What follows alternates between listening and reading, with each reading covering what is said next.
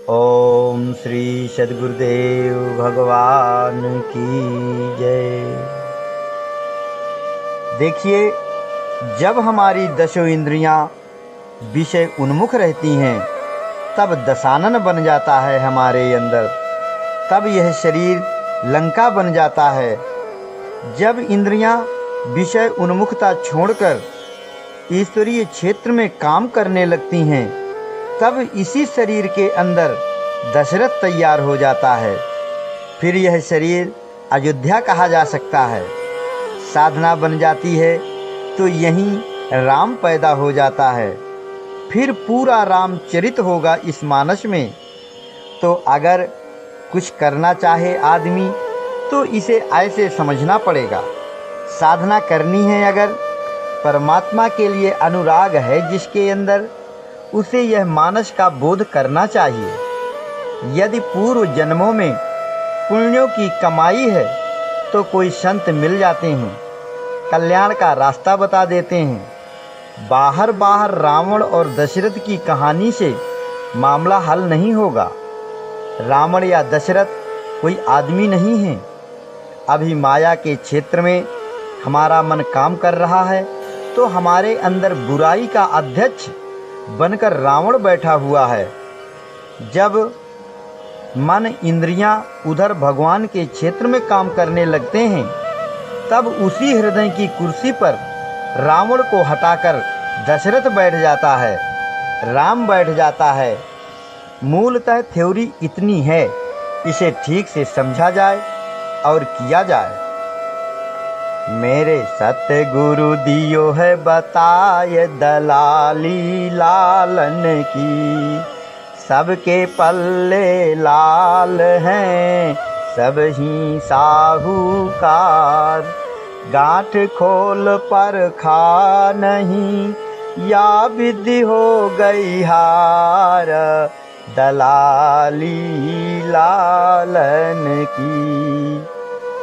सतगुरु ही बताते हैं लाल अर्थात रत्न जो परमात्मा है, उसको प्राप्त करने की कला। यह परमात्मा रूपी रत्न सभी के अंदर बैठा है, सब उरपुरवासी है, सबके शरीरों में आत्मा रूप में विराजमान है, लेकिन मन की गांठ खोल नहीं पाते। पदार्थों में, विषयों में जो मन की आसक्ति लगी है, उस गांठ को खोल नहीं पाते, इसलिए दुर्गति को प्राप्त हो रहे हैं। अगर यह आसक्ति की गांठ खुल जाए तो वह लाल परमात्मा मिल जाए। मन को संसार से मोड़कर ईश्वर में लगाना है तो सत का संग ही सत्संग है। सत्य वस्तु है आत्मा, मिथ्या जगत पसार। नित्यानित्य विवेकिया, लीजिए बात विचार। तो सत्य क्या है? घूमकर अंदर आना पड़ेगा। अपनी आत्मा अपने को छोड़कर दूसरे को सत्य नहीं कह सकती। यह संसार दृश्य है, असत है। आत्मा दृष्टा है। जब दृश्य का रूपांतर होकर दृष्टा में विलीन हो जाए और दृष्टा ही दृष्टा शेष रह जाता है, उसको आत्मा कहते हैं, उसको परमात्मा कहते हैं। उसी सत्य का संग सत्संग है। लेकिन प्रारंभिक सत्संग का मतलब है अच्छे का संग, सत्पुरुषों का संग, अच्छाई के साथ रहना, सजातीय विचारों को लेना। सत्संग सबसे बड़ी चीज मानी गई है शास्त्रों में। इसलिए सत्संग का मतलब होता है कि हर बात हमारे दिमाग से गुजरे और उनमें से सही बातों को लेने का अभ्यास करें।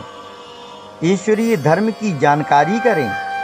रगड़ते रगड़ते रगड़ते उसकी जानकारी आ जाती है तो फिर ये कृष्ण जो है वो अनायास नहीं आ पाते।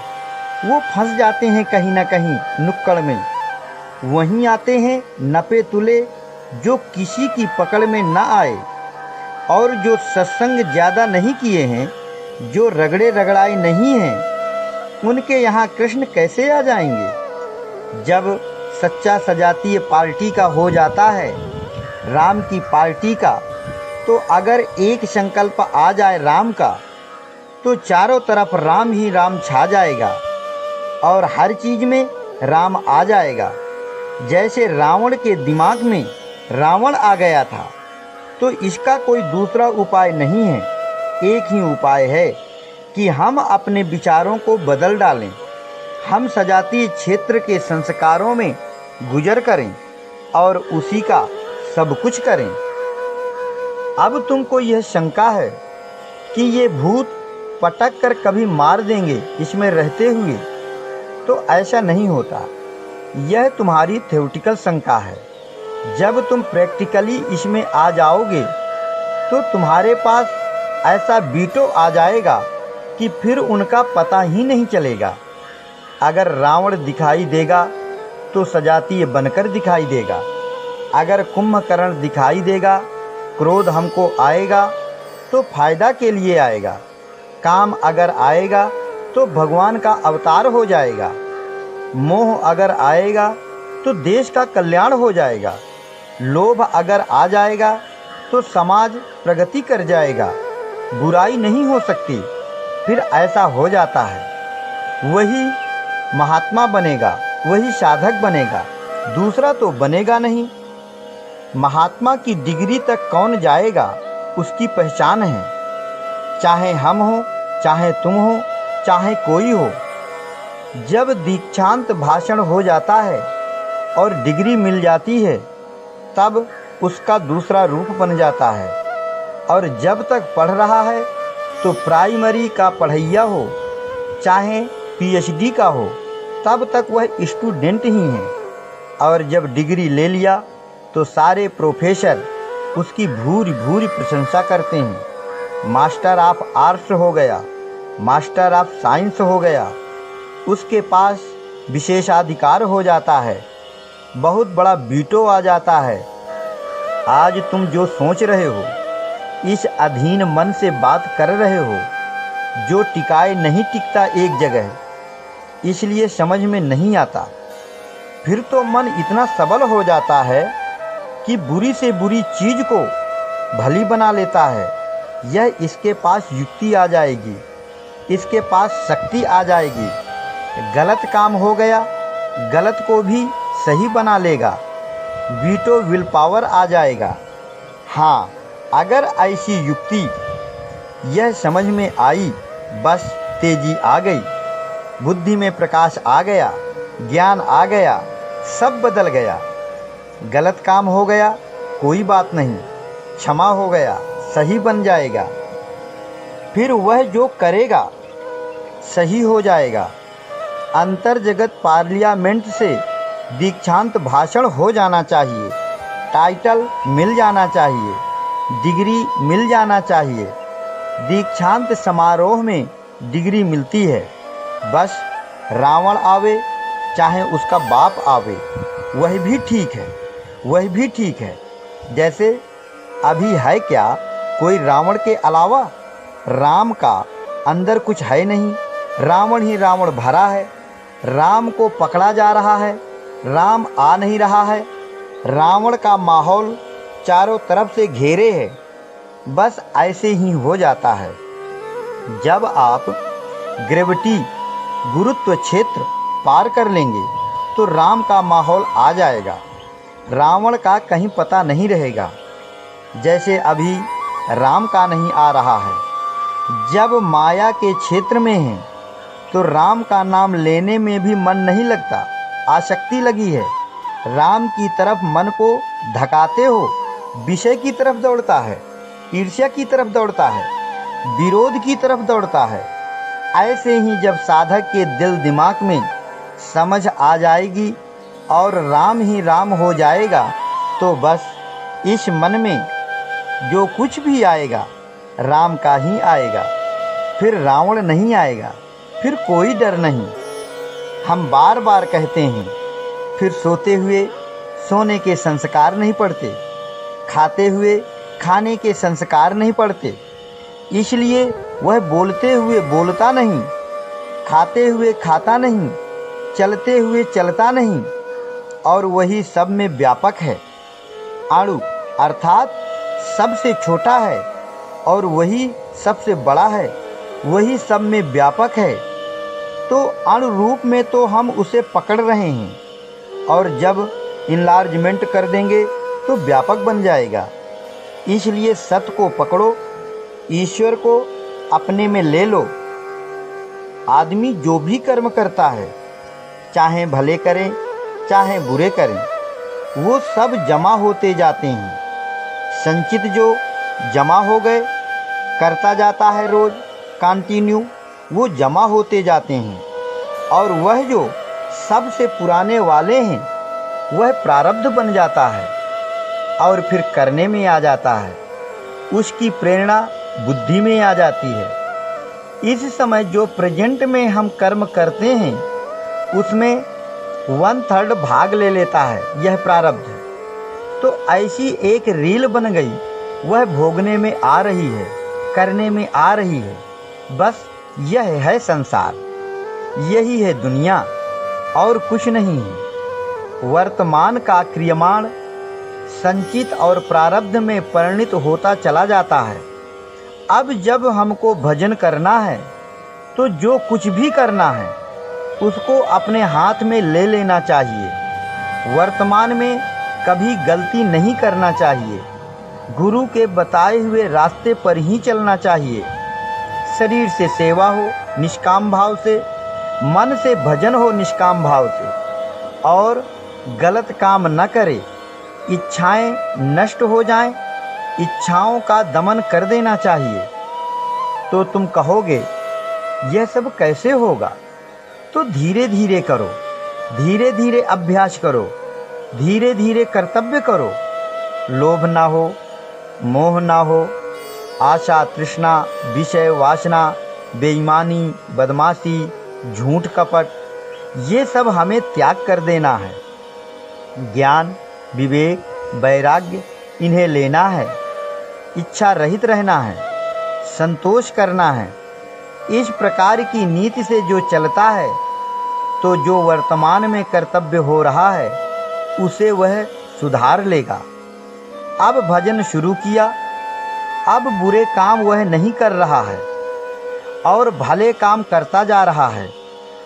तो जो जमा होने वाली प्रक्रिया है, उसमें भले ही जमा होते जाएंगे। जब बुरे हम करते नहीं तो अच्छे ही अच्छे जमा होते जाएंगे। इसलिए जब दीर्घ काल तक मन को भजन में लगाए रहेंगे, मन को विषय की तरफ नहीं जाने देंगे, भजन में ही लगाए रहेंगे, तो अनेक जन्म पर्यंत जन्म जन्म लगी रगर हमारी, जन्म जन्म मुनि जतन कराही। तो इस तरह से हमें कोई गाली दे रहा है, हम नहीं बोलेंगे। हमें कोई भला बुरा कहता है, हम नहीं बोलेंगे। बूंद आघात साहि गिरी कैसे, खल के बचन संत सह जैसे। तो जो हम प्रेजेंट में करते जा रहे हैं सजातीय कर्म, विजातीय वाले तो हो नहीं रहे, माया वाले तो हो नहीं रहे, ईश्वरीय हो रहे हैं। ईश्वर वाले करेंगे तो ईश्वर मिलेगा, और जब माया वाले करेंगे तो माया मिलेगी। तो जब प्रेजेंट सुधर गया, तो फिर संचित जो हमारा है वह भी भगवान के कर्तव्य वाला हो गया, वह भी सुधर गया। और जो पहले का खराब जमा है संचित, वह धीरे धीरे प्रारब्ध भोग से चुक रहा है। वह जो पहले का भरा हुआ है, वह धीरे धीरे खत्म हो रहा है। वह प्रारब्ध हमारा प्रेजेंट में हमको डिस्टर्ब, व्यवधान डाल रहा है और हम मानते नहीं हैं। और वह 1/3 आता है, हमको विषयों में डाल रहा है और हम जाते नहीं हैं विषयों में, और हम बरबस सुधार किए हैं। हमारे हाथों में बस यही प्रेजेंट का कर्तव्य ही तो है, और कुछ है नहीं। इसलिए जब हम इस साधना में लग जाते हैं तो पूरे संचित, पूरे सजातीय कर्मों से भर जाता है। अब आप यह शंका कर सकते हैं कि वह जो बुराई वाला प्रारब्ध जमा था और वर्तमान में आता है, तो वह क्या करता है? तो वह हमारी बुद्धि को नष्ट करता है। लेकिन 2 हिस्सा हमारा अच्छा है और 1 हिस्सा आता है, इसलिए क्या करेगा? व्याधि डाल सकता है, स्त्यान डाल सकता है, अविश्वास डाल सकता है, चोरी करा सकता है, झूठ करा सकता है, ऐसे विक्षेप डाल सकता है। और उन विक्षेपों को हमें सहन करना है। हमें कहना है कि भाई चाहे जो आए, हमें डटे रहना है। हमको चाहे कितना भी कष्ट मिले, लेकिन हम हटेंगे नहीं। तो इन सब को सहन करते हुए दृढ़ विश्वास से साधना में लगे रहना चाहिए। जो कर्तव्य है भक्ति या भजन में या साधना में भी प्रारब्ध ही डालता है। इसी को कहीं प्रारब्ध कहा गया है, कहीं ईश्वरीय विधान कहा गया है। अलग अलग सिद्धांत हैं मुनियों के। इस तरीके से जो आएगा उसको हम सहन करते जाएंगे। मान लिया किसी ने बहुत बुरा काम चोरी किया, वह जमा होगा तो वह सामने आ सकता है। उसमें बहुत बड़ी खराबी आ सकती है। जैसे हमने कभी बताया होगा कि एक महात्मा थे नगवा के परमहंस, एक दारागंज के परमहंस, एक अजना के परमहंस। तीनों बड़े अच्छे महात्मा थे, पब्लिक बहुत मानती थी। तो ये जो अजना वाले थे, ये पहले पशु चराते थे। ब्रह्मांड में बाड़ी हुई तो निकल पड़े, सब छोड़ छाड़ कर निकल पड़े। हाथ में लाठी लिए रहते थे। कपड़ा अपड़ा जो थे छोड़कर भाग दिए। तो जाकर वहीं अजना में बैठ गए।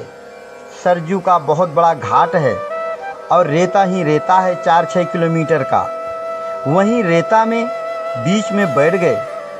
फिर कम से कम 60-70 साल बैठे रहे। हमेशा कपड़ा नहीं पहनते थे, नंगे थे, न किसी से बोलते थे और न ही कोई मतलब। एक लकड़ी लेकर एक जगह गाड़ देते थे, उसमें एक झंडी बांध देते थे और कोई अगर लकड़ी गिरा देता तो उसे गाली देते थे कि तुमने हमारी डंडी क्यों गिरा दी, रख 8 आना पैसे, यह जुर्म है। 8 आना पैसा एक पंडित आता था, उनके पास वह उठाकर ले जाए, भोजन सामग्री लाए और बनाकर खिलाए। वे अपने हाथ से खाते नहीं थे, पंडित उन्हें खिलाए, खुद भी खाए। बस ऐसे ऐसे बहुत दिन बीते। बड़ा भारी शरीर था, काला एकदम हाथी जैसा शरीर था। वो लाठी जो शुरू की थी उसको पकड़े रहते थे, उसमें उंगलियों के निशान जैसे गड्ढे पड़ गए। एक ही जगह बैठे रहे, न गर्मी में कभी छाया बनाई, न बरसात में छानी छवाए, न छप्पर, न सर्दी में आग जलवाए, न वहाँ से हटे। ऐसे महात्मा थे। तो उनके साथ क्या व्यवहार हुआ, सुनो। प्रारब्ध क्या क्या कराता है यह हम बता रहे हैं। इतने निर्लेप जो महात्मा थे, 70 साल एक जगह बैठे रहे और उनके साथ बड़ा दुर्व्यवहार हुआ। हुआ क्या कि गांव में गरीब अमीर रहते ही हैं। बहुत से अहीर थे, गरीब, और बाबू लोग जमींदार थे।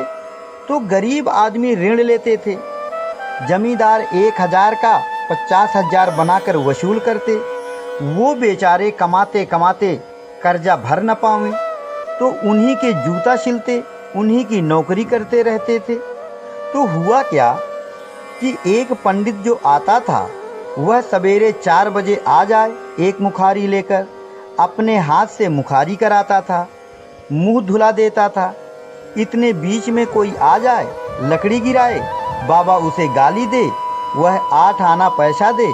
पंडित पैसा लेकर बाजार जाए, सामान लाए, खाना बनाए, अपना खाए और बाबा जी को खिलाए। बस इतना होते होते बहुत दिन बीत गए और पंडित बुढ़ा हो गया। तो एक दिन बाबा जी से रोया और कहा कि मेरा भी कर्जा पड़ा है जमींदार का और मैं चुका नहीं पाया कभी। पंडित बेचारा रोया गाया कह डाला। तो बोले, अच्छा जा तेरे घर में दूसरी डेहरी के नीचे खोद ले और जो निकले उससे चुका दे सब कर्जा। गया, खोदा तो तो खूब मालटाल निकला। तो पंडित डलिया में भरकर पूरे गांव में घूमा कि भाई जिसका कर्जा मेरे ऊपर हो वह अपना ले सकता है। तो 10 रुपया अगर बताया तो पंडित ने 100 रुपया दिया। गांव में हल्ला मच गया कि इतना धन पंडित को कहाँ से आ गया। चर्चा हो गई कि बाबा की सेवा किया, बाबा ने सब कुछ दिया।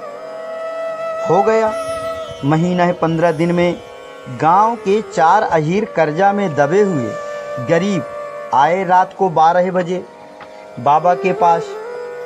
बोले, महाराज हमको भी कुछ दे दिया जाए, हमारा भी कर्जा पट जाए, हम बहुत गरीब आदमी हैं। बाबा जी ने कहा, भाई मेरे पास तो है नहीं। तो वो लोग बोले, महाराज जैसे पंडित को बताए हैं वैसे हमें भी बता दें, कहीं घर में गली में सार में गड़ा हो तो हम भी कर्जा से मुक्त हो जाएं। तो कहा कि भाई बड़ा मुश्किल है, तेरे यहाँ नहीं है तो कहाँ बताएं। तो फिर वो बोले, नहीं महाराज आप भगवान हैं, दया कर दीजिए, भारी मुश्किल कर दिए। सवेरे 4 बज गए तो फिर बाबा ने कहा कि देखो एक युक्ति बतावें, जहाँ मैं बैठा हूँ यहाँ बहुत सा धन गड़ा है, तो यह सोना तुम्हें तब मिलेगा जब मैं न रहूँगा। तो ऐसा करो कि तुम अपनी लाठियाँ मेरी गर्दन में आगे पीछे लगाओ और दोनों ओर से पकड़कर 2-2 आदमी जोर से दबाओ और मेरी श्वासा देखते जाना। जब बंद हो जाए तो उठाकर सरजू में फेंक देना और सोना निकाल लेना, ले जाकर सबको बांट देना। तो बोले, महाराज ऐसा न कहिए। तो बाबा ने कहा, और कोई उपाय नहीं है, यही आखिरी तरीका है। वो बहुत कहे, आखिर में बोले कि फिर जैसा कहो महाराज। अपढ़ की कितनी बुद्धि। लगाए लाठी, बाबा लेट गए, दबाए जोर से, दबाए तो बाबा ने कहा, ये पापी प्राण हैं, जल्दी छोड़ नहीं रहे हैं, अच्छा इधर से दबाओ। दबाए, फिर देखे श्वासा चल रही है, इधर से दबावें उधर से दबावें, खूब जोर लगाए। इतने में सुबह हो गई। पंडित आ गया तो शोर मचा दिया। अब गांव में हल्ला मच गया, भीड़ टूट पड़ी, अहीरों को मार जूतों पार कर दिए। बाबा जी के गले में लाठी चिपक गई थी और अहीरों के हाथ लाठी में चिपक गए थे, इसलिए भाग भी नहीं सके, खूब मार पड़ी। तब बाबा जी खड़े हुए और गांव वालों को मना किया कि इन्हें मत मारो, यह तो मेरे ही कहने से किया है, इन्हें मत मारो, इनका दोष नहीं है। पब्लिक मारे पड़ी थी। बाबा चिल्लाए कि अरे भाई इन्हें न मारो, इनका दोष नहीं है, मेरी बात तो सुनो।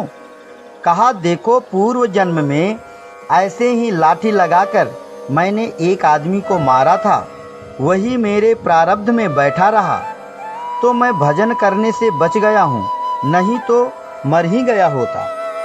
तो यह मेरा प्रारब्ध है, इसलिए यह हमारा दोष है, खबरदार इन्हें न मारो। तो लोग मान गए, लाठी हटाए। तो इस प्रकार उनका पूर्व जन्म का अपराध प्रारब्ध बनकर आया। भजन का प्रभाव था कि बच गए, नहीं तो मर जाते। भजन से प्रारब्ध भोग कुछ हल्का हो गया। फिर बाबा बहुत दिन तक जीवित रहे, बाद में मरे। तो इस प्रकार यह प्रारब्ध चलता है। कुछ महात्माओं का मत है कि प्रारब्ध चलता रहता है, क्रियमाण और संचित ये सुधर जाते हैं। प्रारब्ध तब ठीक हो जाते हैं जब यह प्रक्रिया पकड़ में आ जाए जो हम बताते हैं। क्रियमाण सही हो जाए तो साधक निकल जाता है, तो फिर साधक लौटता नहीं है, उसे चस्का लग जाता है। भगवान उसे अट्रैक्शन आकर्षण देने लगता है, उठाता रहता है, फिर उसको मदद करता है, फिर संचित सुधरने लगता है। प्रारब्ध रह जाता है तो वह भोगने में आ जाता है और यह सब कर्म चक्र काफ़ी समय तक चलता है। और जब धीरे धीरे तीनों से निवृत्त हो जाता है तब फिर मुक्त हो जाता है। प्रारब्ध तो आते चले जाएंगे, वह तो नियम है। जैसे माला में यह गुड़िया आएगी, फिर यह गुड़िया, फिर यह गुड़िया प्रारब्ध कोई बैठा नहीं रहेगा, टाइम लग सकता है। हाँ तो देखो, जब राम ने अपने सहयोगियों साधनों के द्वारा रावण के अनेक पुत्रों को नष्ट कर दिया, भाइयों को नष्ट कर दिया, तो यह स्वाभाविक है कि जिस साधक के अंतःकरण में यह प्रक्रिया हो रही है उसके अंदर एक ईगो आएगा ही कि हमने काफ़ी कुछ कर लिया है, अब मंजिल थोड़ी दूर ही तो रह गई है, हम बहुत आगे बढ़ गए हैं। यह जो ईगो है वही अहिरावण है। वह एक ही है, दो बन जाते हैं। गलत अहंकार विजातीय बन जाता है, सही अहम सजातीय बन जाता है। यह न सजातीय है न विजातीय है, ऑटोमेटिक है। जो बुद्धि में नहीं आता, जो समझ में नहीं आता, जो तरीके से नहीं हल होता, उसे ऑटोमेटिक कहते हैं। तो उसको निमंत्रण दिया गया, निमंत्रण दिया जाता है तो दुर्गुण आता है। साधक ही निमंत्रण देने वाला है, उसी के निमंत्रण देने पर सद्गुण या दुर्गुण आते हैं, दूसरा कोई है नहीं। हाँ, इस हिसाब से चले तो हल मिल जाएगा। नट बोल्ट बैठते जाएंगे, नट बोल्ट कसते चले जाएंगे। वह आत्मा बुद्धि से परे है, मन से परे है, अंतःकरण से परे है, सत रज तम तीनों गुणों से परे है। इसलिए उसका जो कॉन्स्टिट्यूशन संविधान है वह समझ में नहीं आता। अगर तुम उसे बुद्धि के क्षेत्र में लेते हो तो वह सरक कर निकल जाएगी, और अगर ले लो तो वह असली नहीं रह जाएगी, कांच की मणि बन जाएगी। वह हमारे अंतःकरण मन बुद्धि से अलग हो जाती है।